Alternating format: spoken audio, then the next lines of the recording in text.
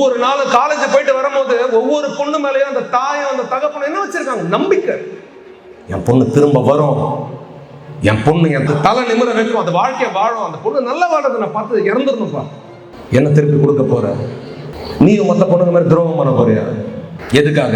After all இந்த சுருங்குற தோல் இது என்ன இருக்குது? இதே தோல் தான் நம்ம அம்மா கிட்ட, நம்ம அப்பா கிட்ட, நம்ம தாத்தா கிட்ட, பாட்டி கிட்ட. ஒன்றும் இல்லை, இதுக்குள்ள இருக்கு பாரு. தோலோட பெருசு சோல், SOUL, உள்ளம்.